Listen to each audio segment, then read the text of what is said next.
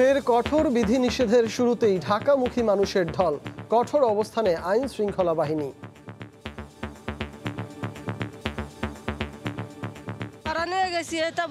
মিরপুর জাম গাড়ি নেই আজ তো আতুর ঠ্যাং ভাঙা রাখতে পারি না। এত চাপ যে আগে জানতাম না, আগে জানতাম না।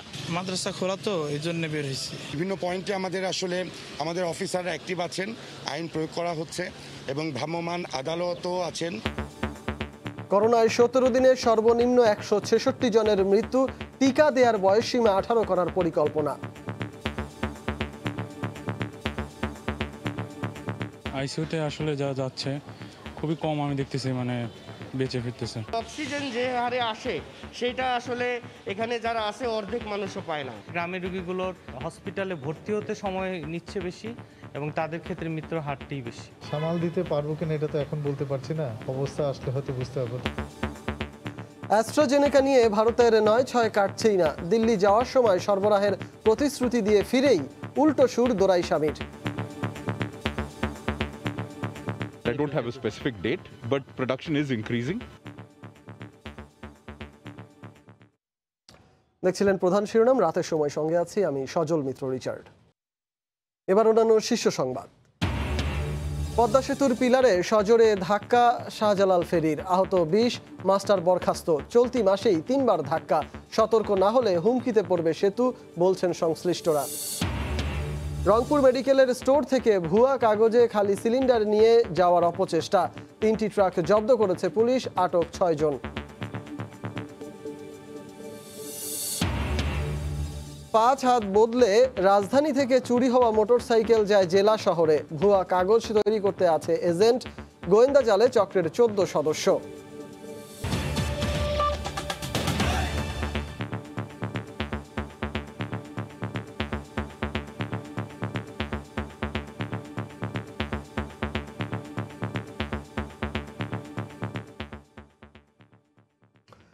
ঈদের বিরতির পর ফের কঠোর বিধিনিষেধে পুরো দেশ।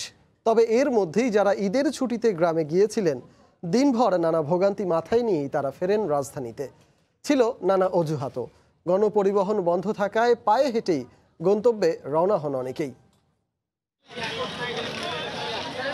70 বছর বয়সী হোসনে আরা বেগম বৃহস্পতিবার রাতে বরিশাল থেকে লঞ্চে উঠে ঢাকার সদরঘাটে নামেন শুক্রবার ভোরে। গণপরিবহন বন্ধ থাকায় 2 হাতে 3টি ব্যাগ নিয়ে 1 ঘন্টা হেঁটে আসেন গুলিস্তান, যাবেন গাজীপুর। 6টার থেকে আসতেছি, আর কিভাবে যাব? আমাদের একটাই আবেদন যে আপনি কিভাবে যাব, আমরা একটু আমাদের জন্য একটু সহযোগিতা করেন। ভোরের আলো ফুটতেই হাজারো মানুষ নেমে আসে রাস্তায়। গাড়ি না থাকায় মাইলের পর মাইল পায়ে হেঁটেই যাচ্ছেন তারা। মাঝে মধ্যে 2-1টি যানবাহনের দেখা পেলে অতিরিক্ত ভাড়ায় গাদাগাদি করে তাতেই উঠে বসছেন। 2 ঘন্টা হাঁটছি, কিন্তু এখন মধ্যে একটা রিক্সা তো দূরের কথা, একটা ভালো একটা কোনো গাড়ি পাই না। আমি হাঁটতে আছি এই সকাল 6টা থেকে, এখন যাব গাজীপুর সাইনবোর্ড। সকাল 5টা থেকে আমি হাঁটতে আছি, আমি আসছি আপনার চাঁদপুর থেকে লঞ্চে আসছি, আমি যাব গাজীপুর চৌরাস্তা। হাঁটতে হাঁটতে একসময় ক্লান্ত শরীর যেন আর চলে না, একটু জিরিয়ে আবারও হেঁটেই রওনা দিচ্ছেন গন্তব্যের দিকে। মিরপুর জাম গাড়ি নেই আজ তো আতুর ঠ্যাং ভাঙা রাখতে পারি না। অসুস্থ, বুকে হাড্ডি ভাঙ্গা, তারপরে নাচতে আইতেছি, কি করবো বাবা, যাওন তো লাগবে নিজের বাড়ি করে। সড়ক পথের যাত্রীদেরও একই রকম অবস্থা। বাইরে থেকে আসা দূরপাল্লার বাস প্রবেশ করতে দেওয়া হয়নি রাজধানী ঢাকায়, তাই সাভারের আমিন বাজার থেকেই পায়ে হেঁটে ঢাকায় প্রবেশ করছেন তারা। আমাকে আমিন বাজারে নামাই দিছে। এত মানুষ, এত গাড়ি, এত চাপ যে আগে জানতাম না, আগে জানতাম না। যার সময় 2 দিন লাগছে, আর এক সময় 2 দিন লাগলো। অনেক কষ্ট, গাড়ি ঘোড়া নাই, যাব কিভাবে এত দূর রাস্তা। শুক্রবার ভোর 6টা থেকে শুরু হওয়া কঠোর বিধিনিষেধ চলবে 5 আগস্ট পর্যন্ত। নাজমুস সালেহী, সময় সংবাদ, ঢাকা। এদিকে 14 দিনের বিধিনিষেধের প্রথম দিনে কঠোর অবস্থানে আইন শৃঙ্খলা রক্ষা বাহিনী। মোড়ে মোড়ে তল্লাশি চৌকি বসিয়ে নিয়ন্ত্রণ করা হচ্ছে চলাচল। অযথা বাইরে বের হলে করা হচ্ছে জবাবদিহি। তবে কোথাও কোথাও বিচ্ছিন্নভাবে যান চলাচলের চেষ্টা পণ্ড হয়ে যায় পুলিশের বাধায়। ঈদের ছুটির আবহও কাটেনি, তার উপর সাপ্তাহিক ছুটি শুক্রবার। কঠোর বিধিনিষেধ মানাতে সড়কে কঠোর অবস্থানে আইন শৃঙ্খলা রক্ষা বাহিনীও। শহরের ভিতরে খুব বেশি চলাচল না থাকলেও রাজধানীর প্রবেশপথ গাবতলী ব্রিজের উপর যাত্রীবাহী গাড়ির লম্বা যানজট তৈরি হয়। উত্তরাঞ্চল থেকে রাতে ছেড়ে আসা গাড়ি নির্ধারিত সময়ে পৌঁছাতে না পারায় আইন শৃঙ্খলা বাহিনীর বাধার মুখে পড়ে। গাড়ি থেকে নামিয়ে দেওয়া হয় সব যাত্রীকে। যাত্রী সবাইকে নামাই দিয়ে তারপর ঢুকতেছে। লকডাউনের কারণেই নামাই দিছে, যাতে লকডাউনটা ভালোভাবে চলে। গণপরিবহন না পেয়ে যারা পায়ে হেঁটে গন্তব্যে যাচ্ছিলেন, বেশিরভাগ ক্ষেত্রেই মাস্ক পরার নিয়ম মানছেন না তারা। সদরঘাট পর্যন্ত হাঁটতে আসছি, কিভাবে আমরা মাস্ক পরবো? গার্মেন্টসে চাকরি করি, এই চাকরি যদি আবার চলে যায়, আমি তো 4-5 জন মানুষ নিয়ে কিভাবে আমি চলবো? বিধিনিষেধ মানাতে মোড়ে মোড়ে চেকপোস্টে যান চলাচল নিয়ন্ত্রণে কঠোরতার কথা জানায় পুলিশ। তাদেরকে জিজ্ঞাসাবাদ করে যদি তারা বিধির মধ্যে বা শর্তের মধ্যে পড়ে, তখন তাদেরকে আমরা ছেড়ে দেব। আর বাকিদেরকে আমরা এই ব্রিজ থেকে ঘুরে ইউটার্ন করায় আবার মানিকগঞ্জ বা ঢাকার দিকে আমরা ব্যাক করাই দেব। বিধিনিষেধ মানাতে রাজধানীতে পুলিশের পাশাপাশি টহল দেয় সেনাবাহিনী ও বিজিবির সদস্যরাও। শুরু থেকে ঘোষণা আছে, এবার অফিস আদালত, গার্মেন্টস কারখানা সবকিছু বন্ধ রেখেই সর্বাত্মক লকডাউন পালন হবে। তবে এই লকডাউনের কার্যকারিতা নির্ভর করবে সাধারণ মানুষ সেটা কতটা মেনে চলেন আর আইন শৃঙ্খলা বাহিনী কতটা মানাতে পারেন। ইহসান জুয়েল, সময় সংবাদ, ঢাকা। মহামারী করোনায় বিপর্যস্ত পুরো দেশ। 24 ঘন্টায় যারা মারা গেছেন তাদের সংখ্যাটা 166 জন। সর্বোচ্চ মৃত্যু ঢাকা বিভাগে 60 জন, এরপরই খুলনা ও চট্টগ্রামে 33 জন করে মারা গেছেন। একদিনে শনাক্ত হয়েছেন 6364 জন। এদিকে হাসপাতালগুলোতে শয্যা, অক্সিজেন ও আইসিইউ সংকট লেগেই আছে। ব্যুরো ও জেলা প্রতিনিধিদের পাঠানো তথ্য ও ছবি নিয়ে রিপোর্ট। রোগীর সংখ্যা ও শনাক্তের হার ধারাবাহিকভাবে বাড়তে থাকায় করোনার তৃতীয় ঢেউয়ে টালমাটাল দেশের উত্তর ও দক্ষিণাঞ্চল। গ্রামাঞ্চলের মানুষ আক্রান্তের পর তীব্র শ্বাসকষ্ট নিয়ে শেষ মুহূর্তে হাসপাতালে ছুটছেন। এতে মুমূর্ষু রোগীর সংখ্যা বাড়ছে, দীর্ঘ হচ্ছে মৃত্যুর মিছিল। 24 ঘন্টায় করোনা আক্রান্ত হয়ে খুলনা বিভাগে 33 জনের মৃত্যু হয়েছে।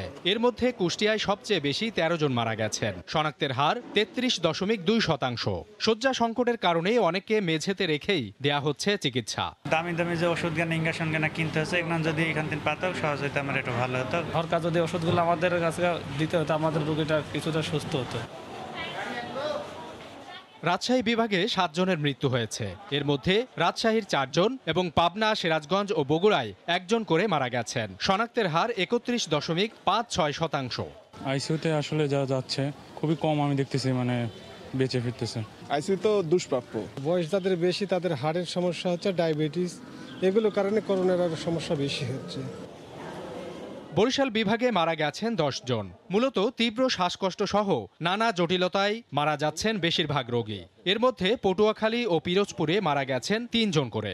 অক্সিজেন যে হারে আসে সেটা আসলে এখানে যারা আছে অর্ধেক মানুষও পায় না। ময়মনসিংহ বিভাগে মারা গেছেন 3 জন। পর্যাপ্ত শয্যা সুবিধা থাকলেও আইসিইউ সংকট নিয়ে বিপাকে কর্তৃপক্ষ। আইসিইউ বেড রয়েছে 22টি। অধিকাংশ রোগী জটিল অবস্থায় আছে, নরমালি মারা যাচ্ছে আইসিইউ না পাওয়ার কারণে। গুরুতর উপসর্গ নিয়ে রোগীর সংখ্যা বেশি। গ্রামের রোগীগুলোর হসপিটালে ভর্তি হতে সময় নিচ্ছে বেশি এবং তাদের ক্ষেত্রে মৃত্যুর হারটাই বেশি। এছাড়া করোনা আক্রান্ত হয়ে চট্টগ্রামে 33 জন, রংপুরে 12 জন এবং সিলেটে মারা গেছেন 8 জন। সাবিত সারওয়ার, সময় সংবাদ। দেশের করোনা পরিস্থিতি ও ভ্যাকসিনেশন কার্যক্রম নিয়ে কথা বলতে আজ আমাদের স্টুডিওতে উপস্থিত আছেন সহকর্মী শাতিলা শারমিন। আমরা তার কাছে চলে যাব। শাতিলা, আপনাকে আমাদের স্টুডিওতে স্বাগত। শাতিলা, প্রথমে যে প্রশ্নটা দিয়ে শুরু করতে যাচ্ছি সেটি হচ্ছে গিয়ে আমরা লাগাতারভাবে শুনেই আসছি যে আইসিইউ সংকট, শয্যা সংকট, হাসপাতালে সাধারণ বেডের যে সংকট, এই সংকটের বর্তমানে আসলে কি অবস্থা, কি তথ্য আছে আপনার কাছে, সেটি যদি পরিসংখ্যানগত তথ্যগুলো যদি আমাদের দর্শকদের উদ্দেশ্যে একটু জানাতেন। আচ্ছা, পরিসংখ্যানের আগে রিচার্ড এটি বলে রাখি, সেটি হচ্ছে যে আইসিইউর যে বিষয়টি, আইসিইউটি কেন এত গুরুত্বপূর্ণ হয়ে উঠেছে এতদিন আমরা সবাই জানি, কিন্তু আইসিইউর সংকটটা আসলে কোন পর্যায়ে গিয়ে দাঁড়িয়েছে। বরাবর আমরা শুনছি আইসিইউ নাই, আইসিইউ ফাঁকা নাই, এবং গ্রামাঞ্চলের যে রোগীরা তারা কিন্তু শহরের দিকে চলে আসছেন। তো আমরা প্রথমে চলে যাব যে মহানগরগুলোতে আসলে কি ধরনের আইসিইউর সংকট রয়েছে। আমরা একটু দেখি, সেটি হচ্ছে যে ঢাকা মহানগর, সারা দেশের কথাটি যদি প্রথমে বলে নিই, সেটি হচ্ছে সর্বমোট আইসিইউ রয়েছে কিন্তু 1298টি এবং ফাঁকা আছে মাত্র 257টি। এই যে 57টি ফাঁকা রয়েছে, এই ফাঁকা থাকার বিষয়টি কিন্তু যদি দেখি যে মহানগরগুলোতে কেমন হয়েছে, তাহলে কিন্তু দেখব যে সর্বপ্রথম আমরা ঢাকার চিত্রে যাই। সেটি হচ্ছে ঢাকা মহানগরে এখন পর্যন্ত ফাঁকা রয়েছে 151টি আইসিইউ, এবং দেখতে পাচ্ছি যে সরকারি যে হাসপাতালগুলো রয়েছে তাতে কিন্তু মাত্র 42টি আইসিইউ ফাঁকা রয়েছে, এবং বেসরকারি হাসপাতালগুলোতে 105টি। এবং চট্টগ্রাম মহানগরের কথা যদি বলি তাহলে আইসিইউ ফাঁকা রয়েছে 25টি, এবং সরকারি রয়েছে 11টি, বেসরকারি 14টি।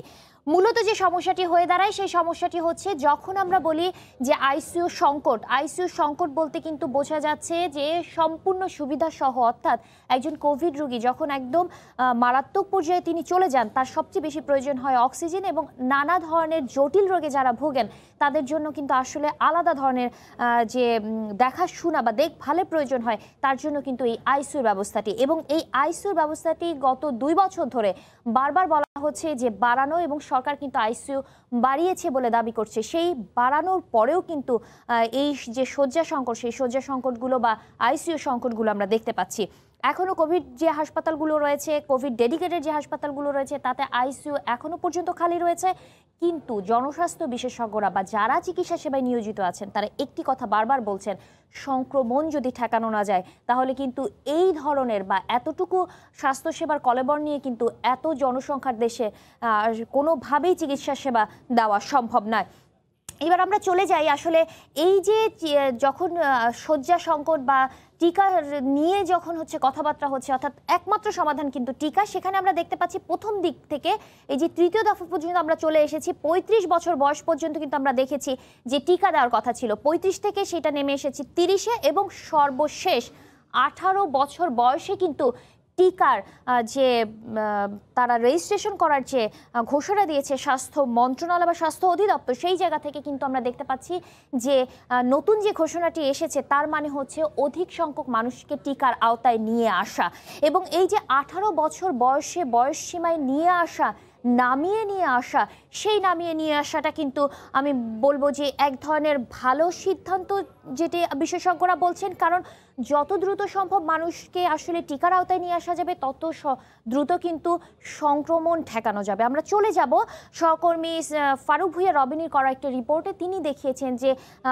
পরবর্তীতে কি ঘোষণাটি এসেছে।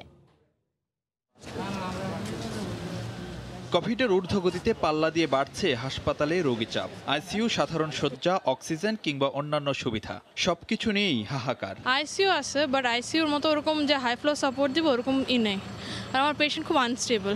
এখন প্রাইভেট একটা হসপিটাল নিয়ে যাচ্ছি। আমাদের পেশেন্টের রাত্রে হলে সমস্যাটা অনেক শ্বাসের সমস্যা বেরিয়ে যায়, আমরা এখানে সঠিক চিকিৎসা পাচ্ছি না, আমরা প্রাইভেট নিয়ে যেতেছি। মুন্সিগঞ্জ থেকে আনছি, ডাক্তার যে কোনো টাইম আইসিইউতে ঢুকাইতে হবে, এই কারণে এখানে ওনারা ট্রান্সফার করছে। এই অবস্থায় স্বাস্থ্য অধিদপ্তর মনে করে সময়ই বলে দিবে পরিস্থিতি কোন দিকে যাবে। তবে যে কোনো অবস্থা সামাল দিতে বাড়ানো হচ্ছে সক্ষমতা, নির্দেশনা দেয়া আছে জেলা পর্যায়েও। সামাল দিতে পারবো কিনা এটা তো এখন বলতে পারছি না, অবস্থা আসলে হয়তো বুঝতে পারবো। ইতিমধ্যে বঙ্গবন্ধুতে ওখানে 1000 বেডের একটা হাসপাতাল করার ব্যবস্থা নেওয়া হয়েছে। এটা বাদেও আরও 2-3টা জায়গায় আমরা দেখেছি জেলাগুলোতে আমরা কিন্তু এই ব্যাপারটা বলে দিয়েছি যে তারা যেন ওই জায়গাতেই ফিল্ড হাসপাতালের একটা ব্যবস্থা নেয়। এদিকে স্থবিরতা কাটিয়ে বাড়তে শুরু করেছে টিকার মজুদ, তাই সংরক্ষণাগারের উপর চাপ কমাতে টিকাদান কর্মসূচি আরও বেগবান করতে চায় স্বাস্থ্য অধিদপ্তর। সেজন্য টিকা নেয়ার সর্বনিম্ন বয়সসীমা শিগগিরই 18তে নামিয়ে আনা হচ্ছে। পরিকল্পনা রয়েছে প্রান্তিক পর্যায়ে টিকাদান আরও সহজ করার। জাতীয় পরিচয়পত্র দিয়ে বা এটা একটা প্ল্যান হচ্ছে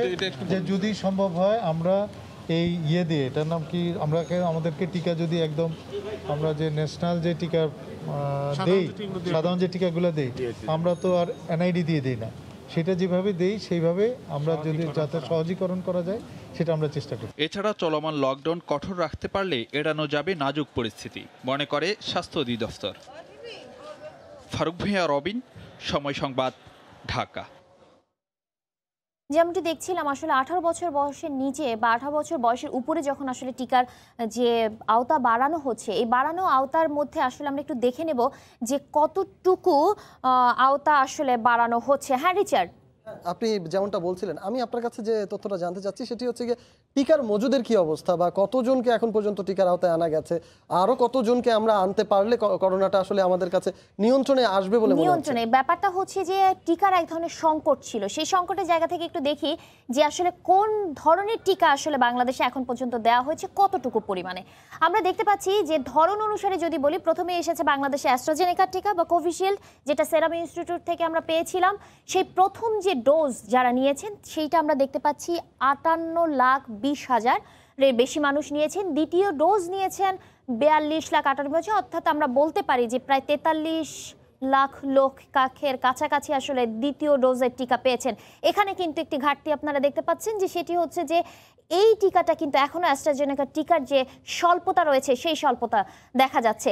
সিনোফার্মে যে টিকা ঢুকেছে বাংলাদেশে সেটি আমরা চীনের কাছ থেকে যেমন উপহার হিসেবে পেয়েছি, তেমনি কিন্তু এই টিকা আমরা পেয়েছি যে ক্রয়কৃত টিকা, সেই ক্রয়কৃত টিকারও কিন্তু চালান আমাদের এসেছে। আমরা এখন পর্যন্ত টিকা দিতে পেরেছি 10,49,000 এর বেশি মানুষকে, এবং দ্বিতীয় ডোজ পেয়েছেন মাত্র 3300 মানুষ।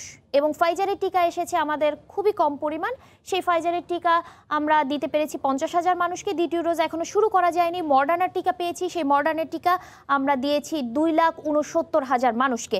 এখন কথা হচ্ছে যে এই যে কোভ্যাক্স থেকে যে টিকাগুলো এসেছে, এই কোভ্যাক্সের টিকার ধরন কিন্তু বাড়তে থাকবে। অর্থাৎ আমরা জানি জাপান থেকে কিন্তু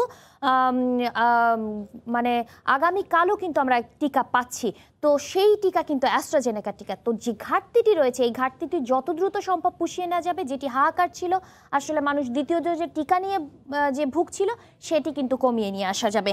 আর একটা বিষয় হচ্ছে যে এখন মূল যে সমস্যা বলছিলাম যে অ্যাস্ট্রাজেনেকার কথা, সেই অ্যাস্ট্রাজেনেকার টিকা আসলে ভারত থেকে আমরা কত দিনে পাবো, ভারতের কাছে কিন্তু আমরা টিকা কিনে রেখেছিলাম, সেই তা নিয়ে কিন্তু বরাবরই দেন দরবার চলছে, এবং বারবার আশ্বাসের পরও ভারতের কাছ থেকে কিন্তু আমরা এখনো টিকা পাইনি। তাই নিয়ে আমার করা একটি প্রতিবেদন দেখে আসবো আগে। ভারতের সেরাম ইনস্টিটিউট থেকে কেনা অ্যাস্ট্রাজেনেকার টিকার সরবরাহ বন্ধ আর বিকল্পের খোঁজে উৎপাদনকারী বিভিন্ন দেশের সঙ্গে বাংলাদেশের কূটনৈতিক তৎপরতার খবর এখন পুরনো। প্রতিবেশী দেশে পরিস্থিতির উন্নতির সঙ্গে ক্রয়কৃত টিকা সরবরাহের জন্য বারবার তাগিদ দিয়ে যাচ্ছে ঢাকা, কিন্তু ভারতের কাছে কেবল অজুহাতই মিলেছে। 15 জুলাই উজবেকিস্তানে এক আন্তর্জাতিক সম্মেলনে অংশ নেওয়ার পাশাপাশি ভারতের পররাষ্ট্রমন্ত্রীর সঙ্গে দ্বিপাক্ষিক বৈঠক করেন পররাষ্ট্রমন্ত্রী ডক্টর একে আব্দুল মোমেন। এস জয়শঙ্কর দ্রুত টিকা সরবরাহের প্রতিশ্রুতি দেন। এদিকে গত 18 জুলাই দিল্লি যাওয়ার পথে ব্রাহ্মণবাড়িয়ার আখাউড়া স্থলবন্দরে দুই দেশের শূন্য রেখায় চুক্তি অনুযায়ী যত দ্রুত সম্ভব অ্যাস্ট্রাজেনেকা সরবরাহের প্রতিশ্রুতি দিয়েছিলেন ভারতীয় হাই কমিশনার বিক্রম দোরাইস্বামী। ভারতে কোভিড টিকার উৎপাদন বেড়েছে, আমাদের দেশেও চাহিদা বেড়েছে টিকার। এর মধ্যে ভারতে উৎপাদিত টিকা যেন দ্রুত সময়ে বাংলাদেশকে দেয়া যায় এ বিষয়ে আলোচনা করতে দিল্লি যাচ্ছি। আশা করি দ্রুত সময়ের মধ্যে ভালো কিছু হবে। এর ঠিক 6 দিন পর শুক্রবার সকালে সেই আখাউড়া স্থলবন্দরেই দোরাইস্বামীর কণ্ঠে উল্টো সুর। জানালেন ভারতে পর্যাপ্ত করোনা টিকা থাকার পরই বাংলাদেশকে ভ্যাকসিন সরবরাহ সম্ভব হবে, তবে সেটা কবে নাগাদ পাওয়া যাবে তা স্পষ্ট করেননি তিনি। কোভিডকালীন আমরা আমাদের দেশের পরিস্থিতি পর্যবেক্ষণ করছি। ভারতের করোনা পরিস্থিতি উন্নতির দিকে, আমাদের টিকার উৎপাদনও বেড়েছে। ভারতে পর্যাপ্ত টিকা থাকার পরই আমরা বাংলাদেশকে সরবরাহ করতে পারবো, কারণ বাংলাদেশ আমাদের গুরুত্বপূর্ণ ও বন্ধুপ্রতিম প্রতিবেশী দেশ। গত বছর প্রতি মাসে 50 লাখ ডোজ টিকা পাওয়ার শর্তে ভারত থেকে 3 কোটি ডোজ টিকা কেনার চুক্তি করে বাংলাদেশ। এখন পর্যন্ত 2 চালানে পাওয়া গেছে 70 লাখ ডোজ। শাকিলা শারমিন, সময় সংবাদ, ঢাকা। ভারতের পক্ষ থেকে যেরকম করে জানানো হচ্ছে, তারা বারবার আশ্বাস দিচ্ছেন, এবং সেই আশ্বাসের যে প্রতিফলন, সেই ফলনের যে আমরা এক ধরনের আশা নিরাশার দোলাচল দেখছি, সেটি কিন্তু থেকেই যাচ্ছে। পররাষ্ট্র মন্ত্রণালয়ের পক্ষ থেকে বা পররাষ্ট্র সচিব, পররাষ্ট্রমন্ত্রী, আমরা যার সাথে কথা বলেছি, আসলে যারা দায়িত্বশীল ব্যক্তি আছেন, তারা বলেছেন যে যতদিন পর্যন্ত আসলে ভারতের পরিস্থিতি স্বাভাবিক না হচ্ছে সেই ব্যাপারটি তারা বুঝছেন, কিন্তু অ্যাস্ট্রাজেনেকা যে টিকা যেটি আসলে কেনা রয়েছে, যেটির প্রতিশ্রুতি রয়েছে, সেই টিকা কিন্তু বাংলাদেশ পেতে চায়।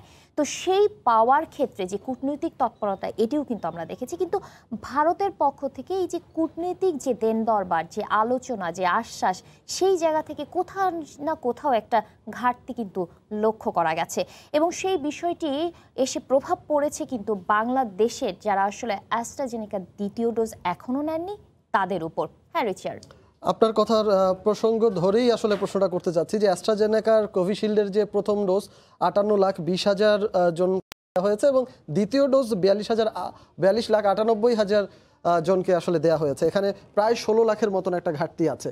এটার জন্য আপনি কিছুক্ষণ আগে জানাচ্ছিলেন যে জাপান থেকে আজ কালকের ভেতরে হয়তো খুব শীঘ্রই আমরা এই অ্যাস্ট্রাজেনেকার ডোজ পাবো, কিন্তু সেটাও আমরা এখন পর্যন্ত যদি শুধু চেষ্টাই করে যাই তাহলে সেটা তো আমরা নিরাশ হওয়ার সুযোগ রয়েছে, যেভাবে করে আমরা আশা নিরাচার দোলাচলে দেখতে পাচ্ছি।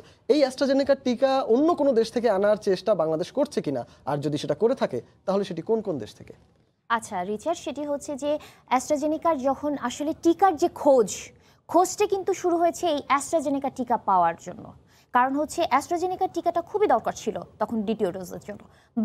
বাংলাদেশ শুধু ভারতের সঙ্গে না, ভারত যেহেতু দিতে পারছে না, বাংলাদেশ যার যার কাছে অ্যাস্ট্রাজেনেকার আছে, কানাডা, মার্কিন যুক্তরাষ্ট্র, যুক্তরাজ্য, ইভেন অস্ট্রেলিয়া, এছাড়া বাংলাদেশ কিন্তু জাপানের সাথেও এই বিষয়ে কথা বলেছিল। এই যে জাপান থেকে যে অ্যাস্ট্রাজেনেকা যে যতটুকু টিকা আমরা পাচ্ছি, যেটি আসছে আগামীকাল, সেই টিকাটা কিন্তু আসলে এই কূটনীতির ফসল। আমরা কিন্তু সরাসরি এখন অ্যাস্ট্রাজেনেকা যদি পেয়েও থাকি তাহলে কিন্তু সেটা কোভ্যাক্সের মাধ্যমে পাবো। কোনো দেশ কিন্তু সরাসরি দ্বিপাক্ষিকভাবে টিকা দেওয়ার চেয়ে তারা কিন্তু এখন কোভ্যাক্স, যে আন্তর্জাতিক যে টিকার যে সুবিধাটি রয়েছে সবাইকে দিচ্ছে সব দেশের জন্য, সেখানে দেওয়ার বিষয়ে তারা আগ্রহী। এই আগ্রহের কিন্তু একটি বিষয় আছে, সেটি হচ্ছে যে টিকা কিন্তু এখন শুধুমাত্র আর হচ্ছে জীবন বাঁচানোর যেমন একটি মানে সবচেয়ে বড় শক্তিশালী টুলস বলবো, এইটি কিন্তু এখন পররাষ্ট্রনীতিরও একটি বড় টুলস হিসেবে কাজ করছে, যেটা আমরা বরাবরই বলেছি যে পররাষ্ট্রনীতিতে কিন্তু এখন টিকা এমন একটি টুলস যে কোনো দেশের যে কোনো সুযোগ নিয়ে, যে কোনো ভৌগোলিক সুযোগ নিয়ে কিন্তু এই অ্যাস্ট্রাজেনেকা টিকা বা যে ধরনের টিকা যে দেশের দরকার তারা কিন্তু এগুলোকে ব্যবহার করছে। বাংলাদেশ যেহেতু ভুগছে অ্যাস্ট্রাজেনেকা টিকার অভাবে, সেহেতু অন্যান্য দেশও কিন্তু এই সুযোগটাই নিতে চাইবে। বিভিন্ন তাদের স্বার্থ সংশ্লিষ্ট বিষয়ে তারা কিন্তু এটি কাজে লাগাতে চাইবে, যেটি আমরা ভারতের ক্ষেত্রেও দেখেছি। কিন্তু আসার বিষয়টি হচ্ছে যে টিকা কিন্তু আস্তে আস্তে অনেক বেশি সহজলভ্য হয়ে যাচ্ছে, অর্থাৎ সব ধরনের টিকাই কিন্তু আমরা আস্তে আস্তে পাচ্ছি। সেই বিষয়টা যখন আরও সুলভ হয়ে যাবে, টিকা যখন আসলেই পাবলিক গুডসে পরিণত হবে, তখন কিন্তু এই যে অবস্থাটি রয়েছে সেই অবস্থার এক ধরনের উন্নতি ঘটবে বলে মনে হচ্ছে। ধন্যবাদ আপনাকে শাতিলা, এত চমকপ্রদ তথ্য সমৃদ্ধ উপস্থাপনা আমাদের সামনে উপস্থাপন করার জন্য। আমরা আশা করি এই টিকা প্রাপ্তির দিক থেকে আমরা খুব শিগগিরই আরও ভালো সফলতার মুখ দেখব। করোনার টিকা এবং করোনা পরিস্থিতি নিয়ে আলোচনা করতে আজ আমাদের স্টুডিওতে উপস্থিত ছিলেন সহকর্মী শাতিলা শারমিন। রংপুরে অভিনব কৌশলে অক্সিজেন সিলিন্ডার চোর চক্রের সন্ধান মিলেছে। মেডিকেলের স্টোর থেকে খালি সিলিন্ডার 3টি ট্রাকে করে নিয়ে যাওয়ার অপচেষ্টার সময় আটক করা হয়েছে 6 জনকে। ট্রাক 3টিও জব্দ করেছে পুলিশ। তারিকুল ইসলামের ক্যামেরায় রতন সরকারের রিপোর্ট। শুক্রবার দুপুরে ঢাকার মহাখালীতে স্বাস্থ্য বিভাগের কেন্দ্রীয় স্টোর রুমে খালি অক্সিজেন সিলিন্ডার নেয়ার জন্য 3টি ট্রাক আসে রংপুর মেডিকেলে। জমা দেয়া চালানপত্র দেখে সন্দেহ হলে স্টোর কিপার মেডিকেল প্রশাসনকে বিষয়টি জানায়। মেডিকেল প্রশাসন কেন্দ্রীয় স্টোরে যোগাযোগ করে নিশ্চিত হয় খালি সিলিন্ডার ঢাকায় নেয়ার কোনো চিঠি বা নির্দেশনা তারা দেননি। এরপর ট্রাকের চালক ও সহযোগীদের আটকে রেখে পুলিশে খবর দেয় হাসপাতালের কর্মচারী ইউনিয়নের নেতারা। খালি অক্সিজেন সিলিন্ডার যাবে আর ভর্তি অক্সিজেন সিলিন্ডার আসবে। এলাম ভাই এটা কেমন কি ভাড়া হবে? উনি বলতে যে ভাড়া বিষয় কি গাড়ি লাগবে 3টা।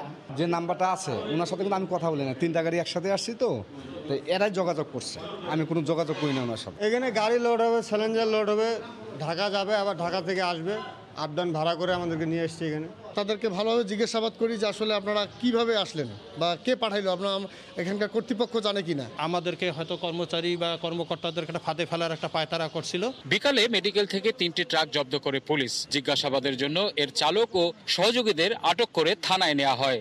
জিজ্ঞাসাবাদ করার পরে আমরা সিদ্ধান্তে উপনীত হব যে আসলে তারা এখানে এসেছিল, এই ঘটনার সঙ্গে কারা জড়িত, কী উদ্দেশ্যে আসলো এবং এই ঘটনার প্রত্যেকটি বিষয় আমরা খতিয়ে দেখব। এই ঘটনাটা আমরা একেবারে নিবিড়ভাবে দেখে আইনগত ব্যবস্থা গ্রহণ করব। করোনাকালে অক্সিজেন সিলিন্ডার সোনার হরিণ হয়ে উঠেছে। ব্যাপক চাহিদার কারণে কোনো অপরাধ চক্র সুকৌশলে সরকারি এই হাসপাতাল থেকে সিলিন্ডার চুরির পরিকল্পনা করেছিল বলে মনে করছেন সংশ্লিষ্টরা। রতন সরকার, সময় সংবাদ, রংপুর। 5 হাতবদল হয়ে রাজধানী থেকে চুরি হওয়া মোটরসাইকেল চলে যায় বিভিন্ন জেলায়। ভুয়া কাগজপত্র তৈরির জন্য চোর চক্রের রয়েছে এজেন্টও। গোয়েন্দা পুলিশের অভিযানে গ্রেফতার হয়েছে চক্রের 14 সদস্য। বুলবুল রেজার রিপোর্ট। মাস 3 আগে কেরানীগঞ্জ থেকে আনোয়ার হোসেনের প্রাইভেট কারটি চুরি হয়ে যায়। অভিযোগের প্রায় 4 মাস পর তিনি ফেরত পেয়েছেন তার গাড়িটি। মামলার অনুসারে আমি কোর্টের থেকে নিয়ে আজকে ডিবি পুলিশ আমার গাড়ি দিয়ে দিতেছে। অনেকেই ফেরত পেয়েছেন চুরি হওয়া মোটরসাইকেল। গাড়িতে 4টা তালা মেরেছিলাম, কিন্তু তালাগুলো ভেঙে গাড়ি নিয়ে গেছে। তারপরে থানাতে কমপ্লেন করা হয়েছে, ডিবির মাধ্যমে সন্ধান পেয়েছি। 17টা গাড়ি চোরাই গাড়ি উদ্ধার হয়েছে ডিবির মাধ্যমে। বাংলাদেশের বিভিন্ন প্রত্যন্ত জেলা থেকে উদ্ধার করেছে ডিবিরা। ওখানে আমার গাড়িটা মিলে গেছে। গেল 2 মাসে গোয়েন্দা পুলিশের 2টি অভিযানে উদ্ধার হয়েছে 24টি চোরাই মোটরসাইকেল ও 2টি প্রাইভেট কার। গ্রেফতার করা হয়েছে 14 জনকে, যারা সারা দেশে মোটরসাইকেল চুরির শক্তিশালী সিন্ডিকেট তৈরি করেছিল। সাধারণত রাজধানী থেকে চুরি হওয়া মোটরসাইকেল কিংবা প্রাইভেট কার চলে যায় বাইরের জেলাগুলোতে, বিশেষ করে গাজীপুর, নরসিংদী, যশোর, গোপালগঞ্জ সহ আশপাশের জেলায়। চুরি থেকে শুরু করে ক্রেতা পর্যন্ত পৌঁছতে অন্তত 5টি হাত বদল হয়। পুলিশ বলছে সারা দেশে তারা 8 থেকে 10টি সিন্ডিকেটের সন্ধান পেয়েছে, যাদের পেশায় মোটরসাইকেল সহ অন্যান্য গাড়ি চুরি। আমরা প্রায় 8 থেকে 10টা গ্রুপ এরকম সন্ধান পেয়েছি। 2 ধরনের গ্রুপই আছে। একটা গ্রুপ রাজধানীতে কাজ করে, একটা গ্রুপ রাজধানীর আশপাশ এবং পুরো বাংলাদেশে কাজ করে। তো এরা সাধারণত এক জেলার বা এক এলাকার বাইক চুরি করার পরে সেটা অন্য উল্টো এলাকায় পাঠিয়ে দিত, এবং ঢাকা থেকে উত্তরবঙ্গে পাঠিয়ে দিত বা দক্ষিণবঙ্গে পাঠিয়ে দিত, কিংবা উত্তরবঙ্গের গাড়ি দক্ষিণবঙ্গে পাঠিয়ে দিত। জেনে শুনে চোরাই মোটরসাইকেল কেনা থেকে বিরত থাকার পরামর্শ পুলিশের। বুলবুল রেজা, সময় সংবাদ, ঢাকা। সাগরে 65 দিন মাছ ধরার নিষেধাজ্ঞা শেষ হচ্ছে মধ্যরাতে। তাই কক্সবাজার উপকূলের লক্ষাধিক জেলে সাগরে যেতে পুরোপুরি প্রস্তুতি নিয়েছেন। আরও জানাচ্ছেন সুজাউদ্দিন রুবেল। নীল আকাশ, স্বচ্ছ নদীর জলে শত শত ট্রলার। প্রকৃতি বলে দিচ্ছে সাগরে শিকারে যাবার উপযুক্ত সময়। তাই কক্সবাজার উপকূলে মহাব্যস্ত জেলেরা। সাগরে 65 দিনের নিষেধাজ্ঞার কারণে দীর্ঘদিন উপকূলে পড়েছিল মাছ ধরার ট্রলারগুলো। অনেক ট্রলারে পড়েছিল মরিচা, কিন্তু জেলেরা ফিরে কেউ ট্রলারে তুলছেন জাল, রশি ও নানা সামগ্রী।